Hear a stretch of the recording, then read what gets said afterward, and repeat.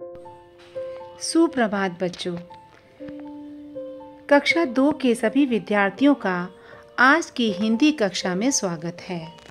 बच्चों, आपके घर के आसपास कई बाग बगीचे होंगे और उनमें तरह तरह के फूल भी खिले होंगे। इन बाग बगीचों में आप शाम के समय अपने दोस्तों के साथ घूमने भी जाते होंगे। आपके इन दोस्तों में एक ना एक दोस्त ऐसा जरूर होगा जो कि आपको अपनी अकड़ भी दिखाता होगा। बच्चों, अकड़ दिखाना अच्छी बात नहीं होती और ना ही इसका नतीजा अच्छा होता है। आज यही बात हम आपको अकड़ू गोलू पाठ के माध्यम से बताएंगे। ये जो अकड़ू गोलू पाठ है, ये सब्जियों के बारे में है, जिसमें कि तरह तरह की सब्जियां आपस में बातें करती हैं। टमाटर, बैगन, लौकी, ये सब सब्जियां बगिया में लगी हुई हैं। उस दिन मौसम बहुत सुहावना था। मोर नाच रहा था, चिड़िया चहचहा रही थी और गोलू बैगन मजे से अपने पौधे पर झूला झूल रहा था। उसके पड़ोसी लालू टमाटर ने भी जब उसको देखा तो वह भी अपने पौधे पर झूला झूलने लगा। दोनों में झूला झूलने की होड़ लग गई। सामने बेल पर लटकी लौकी दीदी भी उनका खेल देख रही थी। तब लालू टमाटर ने लौकी दीदी से कहा, दीदी तुम भी झूला झूलो ना।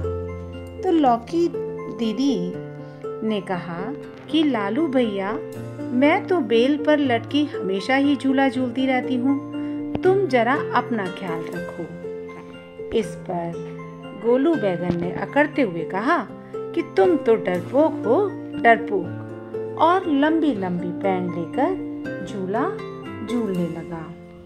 तभी वहाँ से टमाटर आ रहा था और दोनों की टक्कर हो गई। टक्कर होने से दोनों ही अपने अपने पौधों से नीचे आ गिरे। उनको गिरता हुआ देखकर लौकी दीदी को हंसी आ गई। लालू टमाटर की तो कमर पिलपिली हो गई और गोलू बैगन की भी खाल छिल गई। खीरा और करेला भी उनकी हालत देखकर मुस्कुराने लगे। तभी ये क्या हुआ? माली के आने की आहट सुनाई दी। गोलू बैगन और लालू टमाटर दोनों ही डरकर अपने अपने पौधों की तरफ भागने लगे। वे दोनों पौधों पर लटकने की कोशिश करने लगे। खीरा बोला कि भैया, तुम्हारी ये कोशिश बेकार है। एक बार पौधे से अलग होकर कोई दोबारा उस पर नहीं लग सकता है। माली आया और गोलू बैगन, लालू टमाटर दोनों को अपनी टोकरी में रखकर चला गया। लौकी दीदी ने कहा, बेचारे अगर झूले की अकड़ ना दिखाते तो कुछ दिन और हमारे साथ रहते। तो बच्चों, हमें इस कहानी से ये शिक्षा मिलती है कि हमें कभी भी अपनी अकड़ नहीं दिखानी चाहिए और दूसरों की सही सलाह को मानना चाहिए।